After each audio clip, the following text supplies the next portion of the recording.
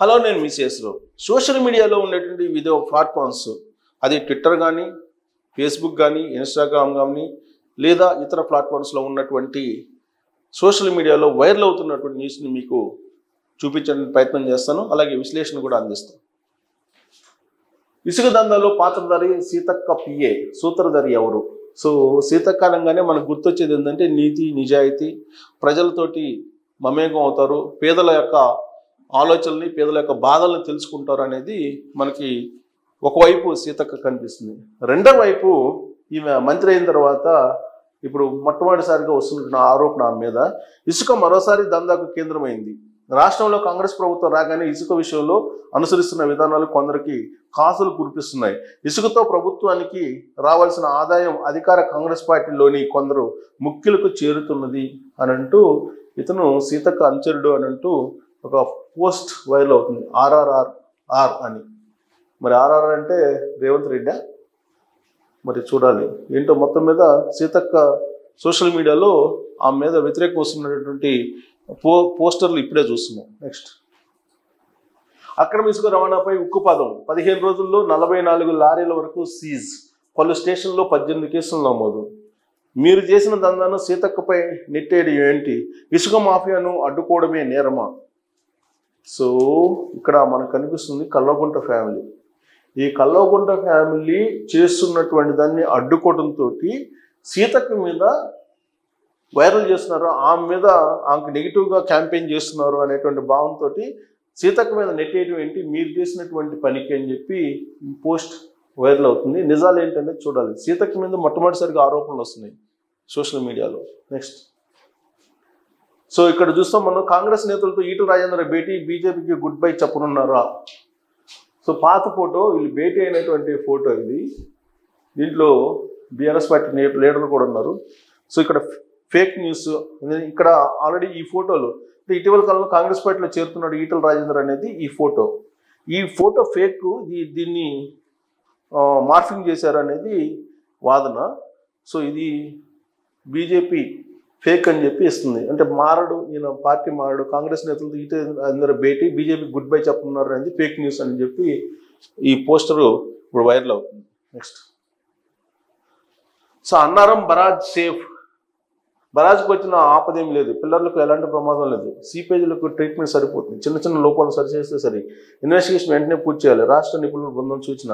ఇది పక్కా తప్పు, ఇది కావాలని చేస్తున్నారు. వాళ్ళ నిపుణుల బృందం ఏం చెప్పిందంటే ఇది ఇప్పుడు పనికిరాదు, వాటర్ నిలపాలో లేదో కూడా తెలియట్లేదు, కాబట్టి మీరు ఇప్పుడు దీన్ని ఉపయోగించడానికి వీల్లేదు, మళ్ళీ దాన్ని పరిశీలించిన తర్వాత, అధ్యయనం చేసిన తర్వాత అది పనికొస్తుందా లేదని చెప్తా ఉన్నారు. కానీ దాన్ని ఉల్టా తీసుకొని ఇప్పుడు BRS party Annaram barrage safe అంట టైటిల్ తోటి ఈ ఫోటో పెట్టి ఇచ్చారు. ఇది ఫేక్ న్యూస్. నెక్స్ట్, కాళేశ్వరం అంటే ముగ్గురు ధనదాహం.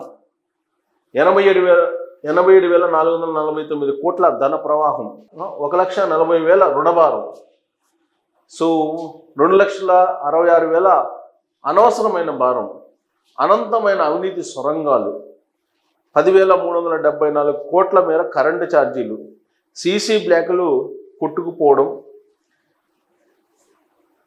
180.39 కోట్లు కోల్పోవడం, టీఎంసీల పెంపు, 25,000 కోట్ల ముంపు, రీడిజైన్ల ఎత్తు, 767 కోట్ల సొత్తు, నిర్మాణం ఘోరం, అదనంగా నిర్వహణ భారం. ఇది కాళేశ్వరం అంటే క్లుప్తంగా చెప్పాలనుకుంటే. అంటే సుమారుగా ఇవి కాకి లెక్కలు కాదు, కాగ్ లెక్కలు, కాగ్ చూపించినటువంటి లెక్కలు ఇది.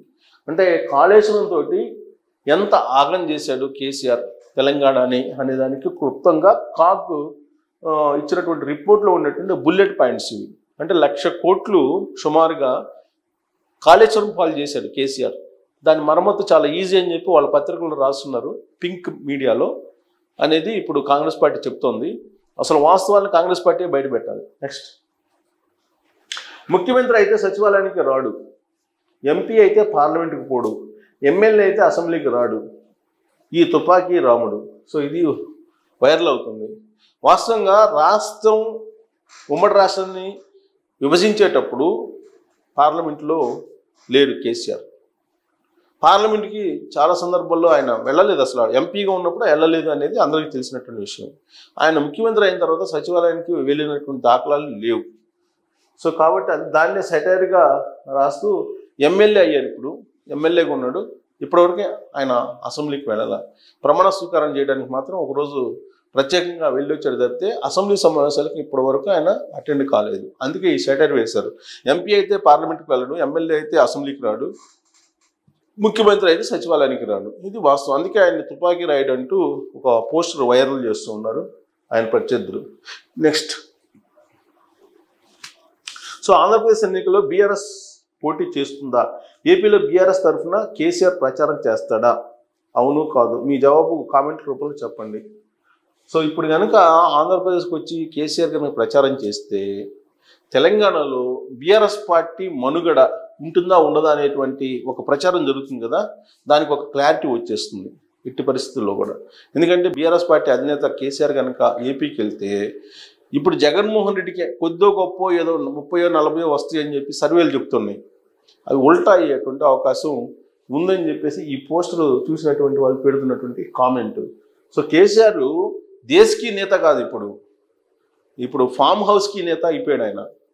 సో ఆయన మళ్ళీ ఏపీలోకి వెళ్ళి ప్రచారం చేసే పరిస్థితి ఉందా అంటే అసలు ముందు తెలంగాణలో లేదు. తెలంగాణ మోడల్ చూపి దేశకి నేతగా ఆయన ప్రచారం చేసుకున్నారు.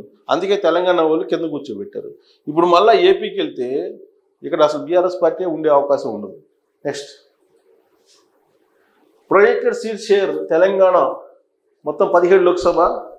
సో ఇండియా టుడే లేటెస్ట్ ఇచ్చింది 2019 లోక్సభ 4 అయితే బీజేపీకి ఈసారి 3 వచ్చేటువంటి అవకాశం ఉంది. కాంగ్రెస్కి గత ఎన్నికల్లో 3 అయితే ఈసారి 10 ఎంపీ సీట్లు గెలిచినట్టు అవకాశం ఉంది కాంగ్రెస్ పార్టీ. బీఆర్ఎస్ 9 అయితే గత ఎన్నికల్లో ఈసారి 3కి పరిమితం అవుతుంది అని చెప్పి అంచనా వేస్తుంది. ఎంఐఎం 1, ఇప్పుడు కూడా 1 వచ్చే అవకాశం ఉందని చెప్పి మళ్ళా ఇప్పుడు ఇండియా టుడే లేటెస్ట్ సర్వేలో చెప్పినటువంటి ఇది. కానీ ఇక్కడ బీజేపీ ఏం చెప్తుందంటే ఈసారి మేము 2 డిజిట్స్కి వెళ్తామని చెప్తుంది. ఒకవేళ వాళ్ళు కనుక 2 డిజిట్స్కి కనుక వెళ్ళి టార్గెట్ పెట్టి చేస్తే బీఆర్ఎస్కు ఉన్న ఈ 3 సంఖ్య 1 అయ్యేటువంటి అవకాశం ఉందనేది ఇప్పుడు రాజకీయాల్లో జరుగుతుంది. అలాగే ఈ 10 కాంగ్రెస్ పార్టీకి అనేది 9 అయ్యేటువంటి అవకాశం ఉందనేది ఒకటి వినిపిస్తుంది. సో మరి ఎవరు ఈ సర్వేల ప్రకారం ఈ 10 నుంచి తీల్చుకుంటుందా, ఈ 3 నుంచి తీల్చుకుంటుందా బీజేపీ అనేది చూడాలి. నెక్స్ట్, సో మంచం పట్టిన సర్వారం గ్రామంలో 6 నెలలుగా విషజ్వరాల విజృంభణ, ఊరి జనాభాలో 75% మంది బాధితులే. సో హుజూర్ నగర్లో ఉండేటువంటి పరిస్థితి ఇది. ఫీవర్ తగ్గిన సహకరించిన శరీరం, విపరీతంగా కీళ్ళ నొప్పులు, కాళ్ళవాపు, కర్ర సహాయంతో నడక, చిన్నారులది అదే పరిస్థితి. మెడికల్ క్యాంపుతోనూ ప్రయోజనం శూన్యం, శాంపిల్ సేకరణకు మాత్రమే పరిమితం, మాత్రంగానే రిపోర్ట్స్ వెల్లడి, వైరల్ జ్వరాలంటూ వైద్యులు జవాబు, అంత చిక్కని అనారోగ్యాల రహస్యం. సో ఇదేదో విచిత్రమైనటువంటి ఇది. మరి జ్వరం వస్తే కాళ్ళు నొప్పులు, ఏళ్ళు నొప్పులు, అసలు నడవడానికి కూడా సహకరించట్లేదు అన్నారు. దీని మీద వైద్య బృందం ఒక అధ్యయనం చేయాలి, రాష్ట్ర ప్రభుత్వం కూడా సీరియస్గా తీసుకోవాలి. లేదంటే ఇది కనుక వ్యాపించిందంటే ప్రమాదకరం. ఇప్పటికే డయేరియాతోటి ఏపీలో గుంటూరు వదిలి వెళ్తున్నారు. ఇప్పుడు కనుక ఈ జ్వరాలు కనుక హుజూర్ నగర్ దాటి హైదరాబాద్లో ఎంటర్ అయితే మాత్రం చాలా ప్రమాదం. నెక్స్ట్, నీళ్లు ఉత్తమ్ ముచ్చటే, ఇరిగేషన్ మంత్రి ఇలాకాలో నీళ్లు కరువు, ఉత్తమ్ జిల్లాలో ఎండుతున్న పంటలు. సో అంటే ఉత్తమ్ జిల్లా అంటే నల్లగొండ, ఉత్తమ్ కుమార్ రెడ్డి నీటిపారుదల శాఖ మంత్రి. కాబట్టి ఒకవైపు మేడిగడ్డ పోయింది, అన్నారం పోయింది, సుందెల్లో పోయింది, నాగార్జున సాగర్ ఎడమ కాలువ ఆయకట్లో ధైర్యం, నీటి విడుదల లేక అడుగంటుతున్న భూగర్భ జలాలు, బోర్లు బావులపైన ఆధారపడి రైతులు వరి సాగు చేస్తున్నారు. 10 నుంచి 20,000 ఎకరాల పంటపై ప్రభావం, పొట్టకొచ్చిన పంటను కాపాడేందుకు విశ్వ ప్రయత్నాలు, ప్రభుత్వ నిర్ణయం కోసం ఎదురుచూపులు. ఇప్పటికైనా నీళ్ళు ఇవ్వకుంటే అన్నదాతల బతుకు ఆగమే. సో ఆల్రెడీ వర్షాలు తక్కువ ఉండి కాళేశ్వరం ప్రాజెక్ట్ ఏమో నిరుపయోగం అయిపోయింది. దీంతో వేసినటువంటి పంటలు ఏమైపోతాయని చెప్పి రైతులు ఆందోళన చెందుతున్నారు. సాగర్లో నీళ్ళు లేవు, శ్రీశైలంలో నీళ్ళు లేవు, వర్షాలు లేవు, వర్షాభావ పరిస్థితి. ఇలాంటి పరిస్థితుల్లో గడ్డు కాలమే రైతులకి. నెక్స్ట్, సో అంబేద్కర్ గారు సంస్కృతం భారతదేశ అధికారిక భాషగా ఉండాలని కోరుకుంటున్నారు. సో బీజేపీ వాళ్ళ స్లోగన్ అనుకుంటా, బీజేపీ వాళ్ళ పోస్టర్ అనుకుంటేది. 1952లో నెహ్రూ పార్లమెంట్ ఎన్నికల్లో అంబేద్కర్కు వ్యతిరేకంగా ప్రచారం చేసి ఓడించారు. సో ఇది నిజం ఇది. కానీ జనసంఘ్ పార్టీ సహాయంతో అంబేద్కర్ రాజ్యసభకు వెళ్ళారు. రాజ్యసభకు అంబేద్కర్ జనసంఘ్ పార్టీ తీసుకెళ్ళిందన్న జోక్ ఏమిటంటే నేడు కుహ్నా మేధావులు అంబేద్కర్ ఆర్ఎస్ఎస్ను ద్వేషించారని, కాంగ్రెస్ని ఇష్టపడ్డారని అంటుంటారు. సో దీంట్లో నిజం లేదు అనేది ఒక పోస్టర్ వైరల్ అవుతుంది. Next, so Indian Institute of Management Visakhapatnam ఐఐఎంని వర్చువల్గా ప్రారంభించారు ప్రధానమంత్రి నరేంద్ర మోడీ. సో నేడు ఐఐఎం విశాఖను ప్రారంభించిన పిఎం సీఎం ఏపీ. రాష్ట్రంలోని IIM Visakha, Tirupati IIT, IISER శాశ్వత క్యాంపస్లను పిఎం మోడీ, సీఎం జగన్ వర్చువల్గా ప్రారంభించారు. నిన్న ప్రారంభించారు ఆల్రెడీ. ఆ న్యూస్ అనమాట. 2015 నుంచి ఐఐఎం విశాఖ కార్యకలాపాలు ఆంధ్ర యూనివర్సిటీలో కొనసాగుతున్నాయి. దీంతో ఆనందపురంలో 241 ఎకరాలను రాష్ట్ర ప్రభుత్వం కేటాయించగా కేంద్రం 472 కోట్ల నిర్మాణాన్ని పూర్తి చేసింది. తిరుపతి ఎయిర్పేట్ సమీపంలో ప్రభుత్వం 895 ఎకరాలను కేటాయించగా కేంద్రం ఐఐటి, ఐఐఎస్ఈఆర్ క్యాంపస్లను నిర్మించింది. అంటే చంద్రబాబు నాయుడు టైంలో కేటాయింపు చేసి అలాగే ఇన్స్టిట్యూట్లో వచ్చి పనిచేస్తున్నాయి. శాశ్వత క్యాంపస్లను ఏర్పాటు చేశారు. దాన్ని వర్చువల్గా మోడీ అలాగే జగన్ ప్రారంభించారు. కొత్తగా వచ్చినవి అయితే కాదు, క్యాంపస్లు మాత్రం ఏర్పాటు చేశారు. నెక్స్ట్, నరేంద్ర సారథ్యంలో భారత జీడిపికి అందలం. వచ్చే 25 ఏళ్లలో ప్రపంచ టెక్నాలజీ కేంద్రంగా భారత్ 2500 లక్షల కోట్లకు చేరనున్న దేశ జీడిపి, 4150 కోట్లకు చేరనున్న రిజిస్టర్డ్ సంస్థల విలువ. Ashish Chauhan, CEO, National Stock Exchange. మన మోడీ. సో మోడీ ఇటీవల కాలంలో బీజేపీ సోషల్ మీడియా చాలా యాక్టివ్ అయింది గత 4-5 రోజుల నుంచి. ఇక ఇలాంటి పోస్టులు సోషల్ మీడియాలో వైరల్ అయ్యేటువంటి చాలా మనం చూడవచ్చు. నెక్స్ట్, సో గిరిజనుల అతిపెద్ద పండుగలో ఒకటైన మన సంస్కృతి వారసత్వానికి చిరకాల స్ఫూర్తిగా నిలిచే చైతన్యవంతమైన వ్యక్తీకరణ అయిన సమ్మక్క సారక్క మేడారం జాతర ప్రారంభోత్సవానికి శుభాకాంక్షలు. ఈ జాతర భక్తి, సాంప్రదాయం, సమాజ స్ఫూర్తిలో గొప్ప కలయిక. మనం సమ్మక్క సారక్కలకు ప్రణమిలుదాం. వారు అభివ్యక్తీకరించిన ఐక్యతా స్మృతిని, పరాక్రమాన్ని గుర్తు చేసుకుందాం. సో నరేంద్ర మోడీ ట్వీట్ చేశారు. అది సమ్మక్క సారక్క సంబంధం. ఇవాళ నుంచి ప్రారంభమై 4 రోజుల పాటు సమ్మక్క సారక్క జాతర జరుగుతుంది. నెక్స్ట్, ఇవి సోషల్ మీడియాలో వైరల్ అవుతున్నటువంటి పోస్ట్, అలాగే న్యూస్, అలాగే ట్విట్టర్లో ఉండేటువంటివి. ఇవి వైరల్ అవుతున్నటువంటి ప్రధానమైనటువంటి న్యూస్ మాత్రమే. దాని మీద నా కామెంట్ కూడా ఇచ్చాను, మీరు కూడా కామెంట్ చేయొచ్చు.